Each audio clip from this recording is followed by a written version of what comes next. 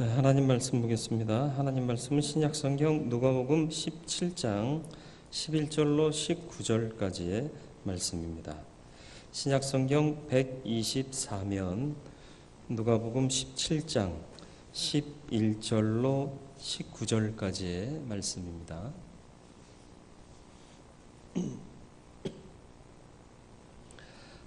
말씀 한 절씩 교독하겠습니다. 11절로 19절 말씀은 같이 읽겠습니다.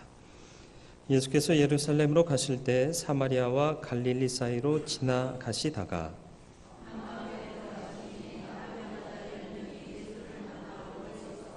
소리를 높여 이르되 예수 선생이며 우리를 불쌍히 여기소서 하거늘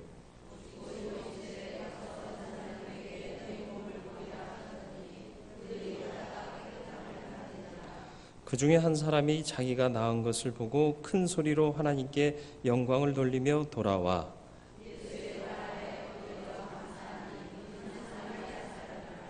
예수께서 대답하여 이르시되 10사람이 다 깨끗함을 받지 아니하였느냐?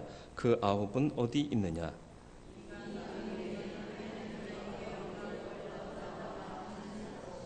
그에게 이르시되 일어나 가라 내 믿음이 너를 구원하였느니라 하시더라. 아멘. 주님, 오후에도 말씀 가운데 은혜 받기 원하여 자리에 앉고 주님 앞에 우리의 허리를 숙여 말씀을 경청하고자 합니다. 은혜를 부어주시고 주의 은혜대로 살아가는 우리들 되게 하여 주사 하늘나라에 합당한 거룩한 성도로서의 삶을 살기에 부족함 없도록 우리를 인도하여 주옵소서. 성령께서 이 예배 가운데 함께 하시고 지혜로 함께 하여 주옵소서. 예수님의 이름으로 기도드리옵나이다. 아멘. 감사는 믿음의 완성이다 이렇게 얘기를 합니다. 가히 그렇습니다. 인간은 누구나 믿음을 가지고 있지만 안 믿는 사람도 사실은 믿고 있어요. 이게 뭐냐 하면 자기도 모르는 사이에 난 무신론 안 믿어 하지만 마귀의 손아귀에 있다라는 것이 우리 믿는 사람들이 보는 관점인 거죠. 하나님께 붙들린 자로 살 것이냐 마귀에게 붙들린 자로 살 것이냐 이것은 우리가 선택할 부분인데 믿음으로 살 때 믿음이 온전하고 완성될 수 있는 바른 믿음의 사람이 되어야겠다라는 것입니다. 우리는 하나님의 형상대로 지음받고 하나님의 은혜대로 살아가야 하는 하나님의 사람들이라는 것을 잊지 말아야 할 것이며 믿음에는 현재성과 미래성이라는 양면성이 있습니다. 현재성은 뭐냐? 요한복음 5장 24절 내가 진실로 진실로 너희에게 이르노니 내 말을 듣고 나 보내신 이를 믿는 자는 영생을 얻었고 심판에 이르지 아니하나니 사망에서 생명으로 옮겼느니라. 얻었고 옮겼다. 이게 현재형인 거죠. 현재 우리가 그렇게 구원받은 존재다라는 것입니다. 이미 영생을 얻어서 현재 소유하고 있는 구원의 현재성을 얘기하고 있죠. 그리고 또 로마서 10장 13절에서 말씀하시는 것처럼 누구든지 주의 이름을 부르는 자는 구원을 얻으리라. 믿고 고백하면 구원 얻는다. 현재성입니다. 또 반면 빌립보서 2장 12절에는 믿음의 그리고 구원의 미래성을 얘기합니다. 그러므로 나의 사랑하는 자들아 너희가 나 있을 때뿐 아니라 지금 나 없을 때에도 항상 복종하여 두렵고 떨림으로 너희 구원을 이루라. 구원이 완성되지 않았다라는 또 다른 측면의 말씀을 하고 있는 거죠. 현재 이루어졌지만 미래 또 완전하게 이루어질 것이 구원이요 믿음의 가치다. 잘 이해가 안 돼요. 현재성, 미래성 뭐 어려운 말이지만 쉬운 말로 대학 입시하는 사람이 대학 합격증을 받았어요. 그런데 아직 입학하지 않았어요. 그 부분이라고 생각하시면 돼요. 합격을 했으니까 너무 감사하고 기쁘잖아요. 희망과 소망이 있잖아요. 그리고 또 그 학교 이름만 나오면 왠지 내가 뿌듯하잖아요. 아직 학생은 안 됐지만. 그리고 정말 학생이 되는 거는 이제 입학식 끝나고 학생증 받고 학교 생활하면서부터는 그 학교 학생이 되는 것처럼 우리가 이 땅에 사는 동안 천국에 합격한 자들임을 알아라. 이게 이제 구원의 현재성인 거고요. 이제 그날에 이르러 천국에 들어가는 그때가 구원의 완성이다라는 것이 구원의 미래성, 믿음의 미래성이다라는 것입니다. 오늘 본문은 문둥병자를 통해서 믿음을 어떻게 완성해 가야 할 것인가 하는 것을 우리 성도들에게 알려주고 있습니다. 믿음의 단계에 따라서 밖으로 드러나는 모습이 좀 다릅니다.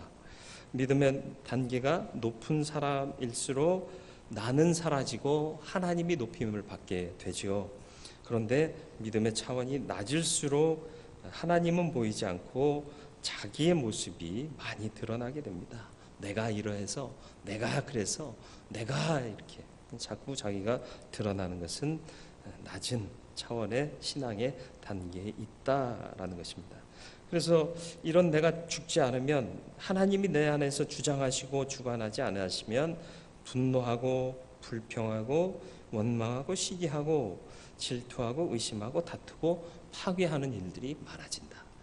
반면으로 높은 믿음의 단계에 있는 사람은 하나님의 사람으로서 성령의 열매에 맛이 우러나는 사람, 자비와 절제와 온유와 겸손과 충성과 그런 것들이 드러나게 된다라는 것이죠. 믿음의 단계를 그러므로 높여가야 할 줄로 믿습니다. 믿음의 단계들은 어떤 것들이 있을까? 오늘 말씀을 토대로 한번 살펴보자라는 거죠. 먼저는 11절로 13절 보면 부르짖는 단계가 있습니다. 네, 주님이 나타나셨어요. 나는 해결할 수 없는 문제에 봉착해 있습니다. 그러니까 해결하실 수 있는 주님을 부르짖는 거예요. 예레미야 33장 3절 말씀, 너는 내게 부르짖으라. 내가 내게 응답하겠고 내가 알지 못하는 크고 비밀한 것을 내게 알리리라.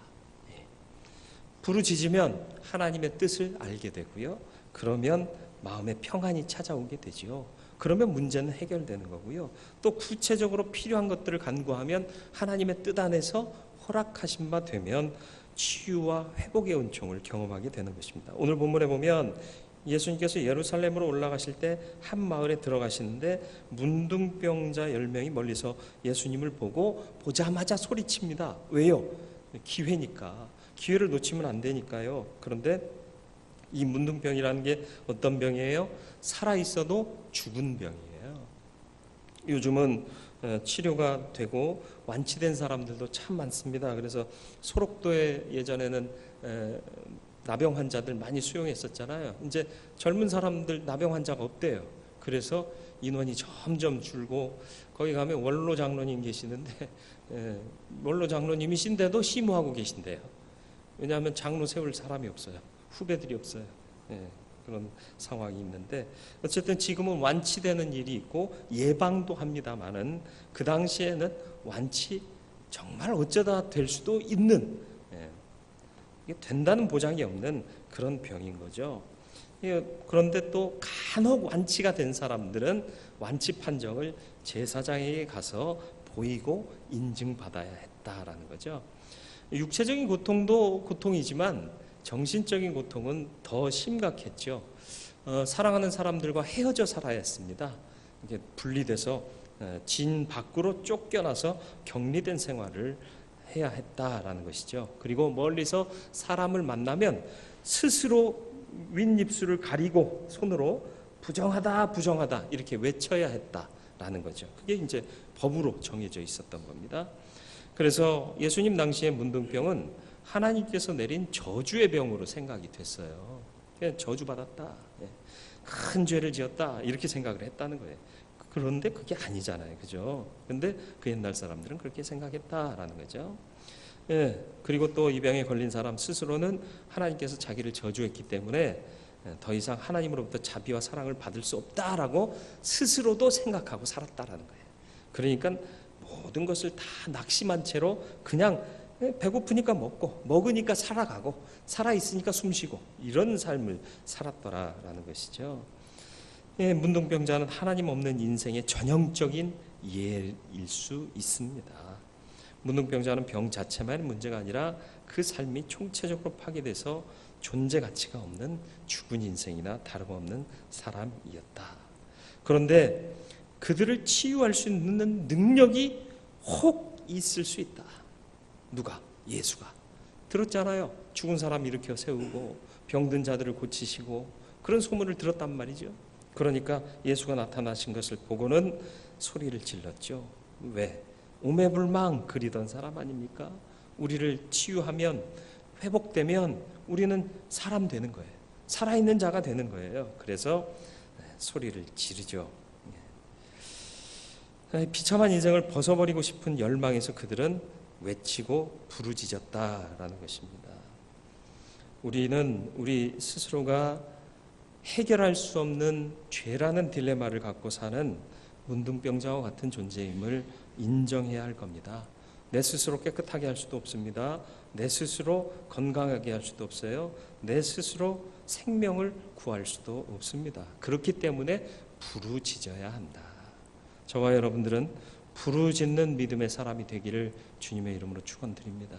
그래서 기도가 간절하고 또 기도의 자리마다 부르짖는 사람들이 많아지길 바랍니다. 그 옛날에는 자식을 위해서 부르짖고 또 가족을 위해서 부르짖고 나라와 민족을 위해서 부르짖고 하나님의 교회를 위해서 부르짖고 하나님의 역사를 위해서 부르짖는 사람들이 끊임없어서 하나님께서 은혜 주시고 축복하셔서 한국 교회가 놀랍게 부흥했는데 오늘날 부르짖는 사람들이 없다라는 거예요. 이게 기초인데, 이게 기저인데 그 기초와 기저가 흔들리고 있다라는 것입니다. 두 번째 단계는 무엇일까? 13절 말씀이요. 13절 말씀에 보면 우리 같이 한번 볼까요? 소리를 높여 이르되 예수 선생님이여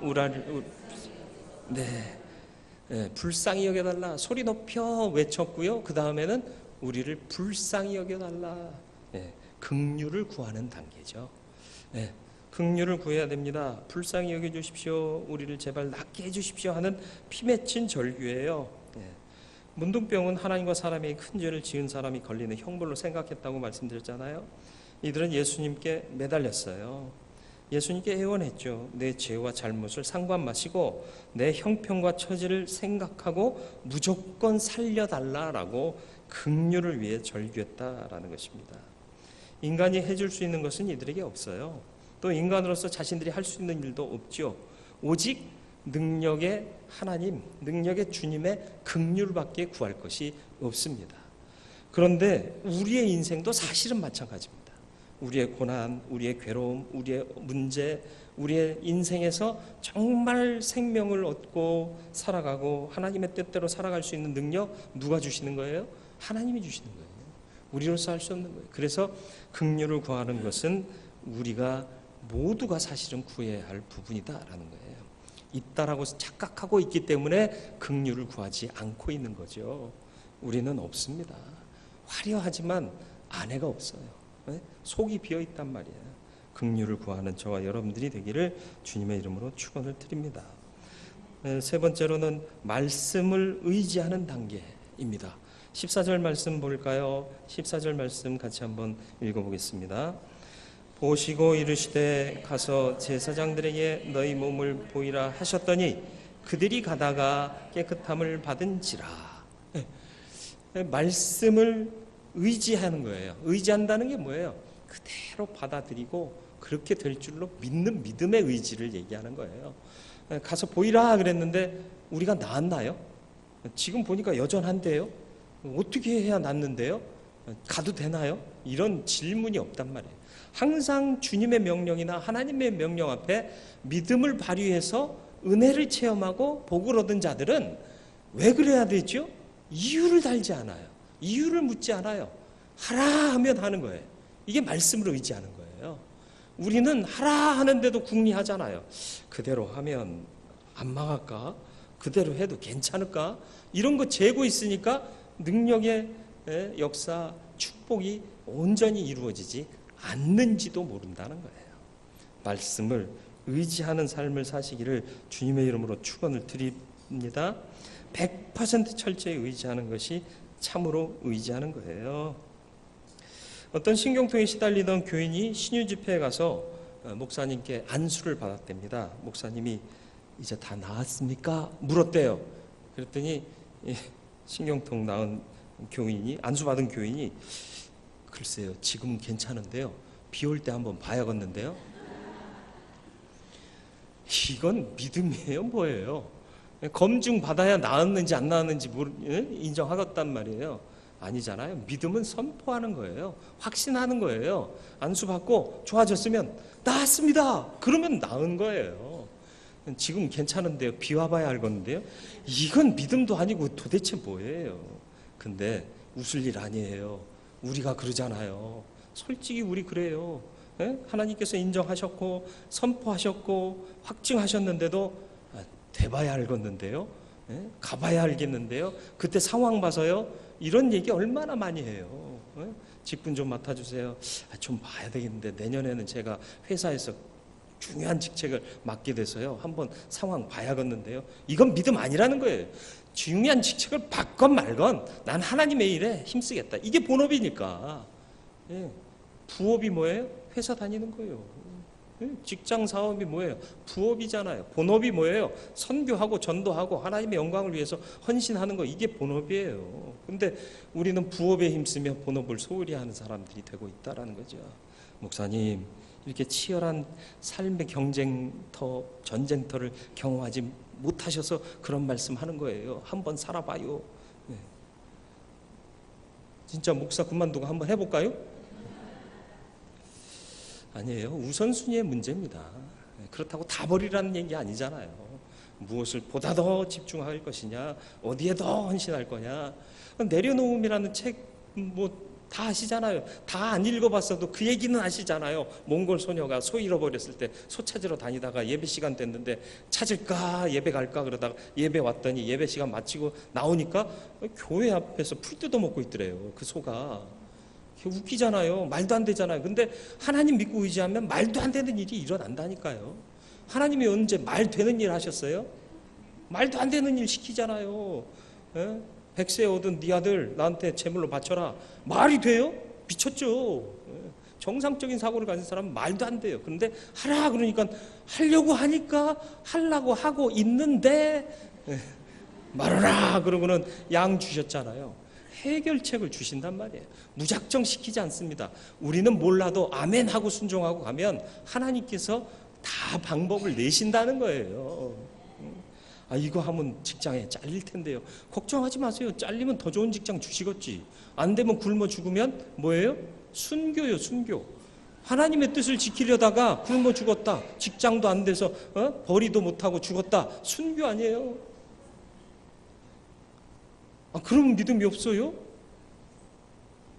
제가 본을 보일까요? 아멘. 믿음이 적어서. 신앙은요, 초이성적이에요. 초합리적입니다. 이성을 뛰어넘고 합리적인 판단을 뛰어넘고요, 특별히 상식적인 선을 뛰어넘는 게 믿음이지, 상식적이고 합리적이고 논리적이고 이성적인 건 신앙 아니에요. 그러면 하나님이 초월자가 아닐 수밖에 없는 거죠. 그러니까 내가 판단한 것보다 하나님의 판단이 무조건 맞습니다. 그렇게 인정하고 사는 게 하나님을 사랑하는 자의 고백인 거예요. 무조건이야 아시잖아요. 당신이 원하면 달려갈 거야. 태평양을 건너 대서양을 건너. 이게 말이 돼요? 왜요? 사랑하니까 하겠다는 거예요. 하나님 사랑하면 그런 건 해야 될 거 아니에요. 체험적인 신앙 고백이 저와 여러분들 모두에게 임하기를 주님의 이름으로 축원드립니다. 아까 권사님도 우리가 간증하게 해 주옵소서 기도하시던데 정말 그렇습니다. 하나님을 맛보알므로 간증이 터져 나오는 인생, 모든 것이 간증되는 인생을 사실 수 있기를 주님의 이름으로 축원을 드립니다. 해보지 않고 두려워하지 말라니까요. 해보지도 않은 채로 안 된다라고 결론 내리지 말라니까요. 우리는 그렇게 해본 적 없어. 아니요, 해봐요. 그래서 안 되면 다음에 안 하면 되는 거고, 이번에 해서 좋으면 또 하면 되는 거고, 그렇지 않습니까? 왜 자꾸 하나님보다 앞서서 자기가 판결을 내리느냐 말이에요. 말씀 의지하세요. 믿음 갖고 사세요. 의지한다는 게 뭐라고요? 난 내려놓고 전적으로 믿고 의지하는 거예요. 그래서 마지막 단계, 감사할 줄 아는 단계예요. 이 하나님께 부르짖고 긍휼을 구하고 말씀에 전적으로 의지하여서 살아가면 기적이 나타나요. 하나님이 책임져 주신 놀라운 은총의 역사가 나타나요. 그때 뭐 할 거냐? 감사가 정점이라는 거예요. 예? 점을 찍어주는 거란 말이에요. 본문에 10명의 문둥병자가 다 나았어요. 그죠? 보이러 가라 말씀 그대로 순전하게 순종했어요. 그걸로 끝 아니에요. 아닙니다. 나았으니까 해피엔딩 아닙니다. 돌아와야 돼요. 왜? 나중에 가서 인증은 받아도 돼요. 이미 고쳐졌으니까. 가는 동안 다 나았다 서로 놀란 거예요. 그랬는데 9은 뭐예요? 빨리 가서 인증받아야지, 빨리 가서 내 삶의 터전으로 돌아가야지. 왜요? 왜 그 생각이 앞서죠? 좀 이따 가도 돼요. 와서 인사하고 감사하고 가도 한두 시간 정도나 차이 날까요? 그 이상 차이 날까요? 아니 내일 가면 어때요? 내일 가도 여전히 내 가족들 살아있을 겁니다. 내 삶의 터전은 그대로 보존되고 있을 거예요. 뭐가 그리 급해서 이것부터 해야 된다고, 이게 더 중요하다고 판단 미스하느냐 말이에요. 감사가 우선이에요. 감사가. 그게 부족하니까 우리의 삶에 능력이 없는 거예요. 줬다가도요 감사하라면 되게 기분 나빠요. 얘기했잖아요. 옛날에 군목 생활할 때 자살 사고 예방, 또 기타 사고 예방을 위해서 그때는 핸드폰 없으니까 삐삐 번호 볼펜에다 새겨가지고 그 1600명 분을 만들어서 다 이렇게 예배 시간마다 다 뿌리고 교육할 때마다 뿌리고 그랬어요. 그런데 정말 뿌렸더니요 떨어진 게 사뭇 많더라고요. 나눠준 거죠. 뿌렸어요. 나눠줬는데 이놈들이 300원짜리 그러고 버리고 간 거예요. 준 사람 마음이 어땠겠어요? 지들이 받을 땐 300원짜리지만 제가 만들 땐 1600개면은 얼마예요? 계산 빨리 해봐요. 난 머리 나빠서 못해요. 숫자에 약하거든요. 상당한 액수 아닙니까? 그것도 월급 아껴. 제가 그때 또 어디 가서 도와달라고도 말도 못해가지고 아버지한테 얻어다가 또 처갓집에서 빌려다가 또 제 월급에서 이렇게 해가지고 그래갖고 만들어서 줬는데 이게 뒹굴고 있잖아요. 그럼 기분 되게 나빠요. 근데 역전의 드라마가 있었다고 그랬잖아요. 어느 부대 갔더니 목사님 다 썼어요. 한 개만 더 주세요. 얼마나 고마워요. 그것 품에 품고 그것만 썼다는 거 아니에요. 다 썼다는 거예요. 그놈이 뭘 알고 그랬나? 그러진 않았을 거예요. 고마우니까 더 좋은 거 선물해 줬다고 얘기하지 않습니까? 이 감사는 이런 더 큰 은혜와 축복을 만들어내는 힘이에요. 더 많은 것, 아니 어쩌면 본질적인 것, 이것을 얻게 하는 게 감사입니다. 돌아온 한 명 사마리아인입니다. 그런데도 감사했더니 뭐라고 주님께서 선포하셨어요? 구원을 받았다. 몸 나은 게 본질인가요? 구원받는 게 본질인가요? 몸 나아봐야 또 어차피 죽어요. 육신은 죽어요. 그럴 거 나은 게 그리 대단히 중요한가요? 아니요. 영생으로 들어갈 수 있도록 구원받는 게 본질이에요. 그런데 이 사마리아인 한 사람은 본질의 축복을 얻었더라라는 거예요. 많은 사람들이 보통 3단계까지는 잘해요. 부르짖고 의지하고 그렇게 살아가는 삶을 잘 살아요. 긍휼을 구하고 말씀 주시면 그대로 순종하고. 그런데 이 마지막 감사하는 거예요.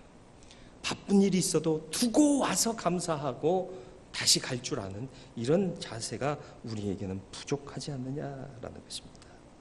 17세기 프랑스 철학자 파스칼이 한 유명한 얘기가 있습니다. 하나님 없이 사는 사람은 불행한 사람이고 하나님을 찾고 있는 사람은 괴로운 사람이며 하나님을 만난 사람은 행복한 사람이요 하나님께 감사하며 사는 사람은 최고의 축복을 받은 사람이다. 인정이 되십니까? 네. 하나님 없이 사는 사람은 불행해요. 찾고 있으면 괴롭기 때문에 찾는 거예요. 괴로운 사람. 네. 만나면 행복해요. 그런데 감사하면 최고의 축복을 받는 자가 된다. 시편 50편 23절 말씀이요. 같이 한번 읽어볼까요? 감사로 제사를 드리는 자가 나를 영화롭게 하나니 그의 행위를 옳게 하는 자에게 내가 하나님의 구원을 보이리라. 아멘. 뭐로 제사를 드려요? 감사로 제사 드리면, 감사를 하나님께 올려드리면 하나님을 영화롭게 하는 일이 된대요. 그러면 그의 행위를 옳게 하는 그에게 내가 하나님의 구원을 보여줄 것이다. 저와 여러분들이 구원 얻는 바른 믿음의 사람이 되기를 주님의 이름으로 축원을 드립니다. 예수님은 말씀하셨습니다. 18절 말씀을 다시 한번 읽어보겠습니다. 이 이방인 외에는 하나님께 영광을 돌리러 돌아온 자가 없느냐 하시고, 감사하러 왔어요. 그런데 주님은 뭐라고 규정하셨죠? 영광을 돌리러 왔다라고 얘기하고 있습니다. 감사하는 건 뭐다? 하나님께 영광 돌리는 거예요. 하나님께서 우리를 지으신 이유가 뭐라고요? 나를 영화롭게 할 자로 지었다. 이사야서에 기록되어 있지 않습니까? 주님을 영화롭게 하는 것이 우리의 사명이에요. 생명의 가치입니다. 그런데 그 가치를 이룰 수 있는 게 어디에 있다? 감사하는 데 있다. 감사하는 삶을 통해서 하나님께 영광 돌리는 본질에 충실한 삶을 살 수 있는 저와 여러분들이 되기를 주님의 이름으로 축원을 드립니다. 부르짖고 긍휼을 구하고 말씀을 의지하고 순전하게, 그리고 감사할 줄 아는 믿음으로 살아서 참된 복을 얻고 형통하며 구원에 이르기에 합당한 믿음의 사람이 되는 저와 여러분들이 되기를 주님의 이름으로 축원을 드립니다. 기도하겠습니다. 거룩하고 자비로우신 아버지 하나님, 우리가 감사를 잃어버리고 살 때가 얼마나 많습니까? 감사야말로 최고의 축복이요, 하나님을 영화롭게 하는 우리 본분을 이루는 일일진데 우리가 여기까지 나가지 못한 때가 얼마나 많은지 모릅니다. 아니, 기초 단계에서부터 흔들릴 때가 얼마나 많이 있습니까? 부르짖어야 할 터인데 우리의 부르짖음이 사그라지고 있습니다. 기도하는 자들이 없습니다. 무릎 꿇는 자들이 적어지고 있습니다. 깨어 기도하게 하시고 부르짖는 자 되게 하여 주옵소서. 나라와 민족을 위해서, 내 이웃과 가정을 위해서, 가족들을 위해서, 자녀들을 위해서, 후손들을 위해서, 하나님 나라를 위해서 부르짖는 자 되게 하여 주옵시고, 긍휼을 구하는 자 되게 하여 주옵소서. 하나님밖에는 우리의 문제를 해결하실 분 없습니다. 주여 긍휼을 베풀어 주옵시고 우리로 온전하게 주님과 동행하는 삶을 살게 하여 주옵소서. 말씀 주실 때 순종하게 하시옵소서. 이유를 알 필요도 없습니다. 토를 달 필요도 없습니다. 완전하신 하나님의 뜻이기 때문입니다. 순종하는 믿음으로 살게 하여 주시어서 기적을 맛보게 하시고, 기적을 맛본 우리는 그 믿음이 완성되는 감사의 삶을 살게 하여 주옵소서.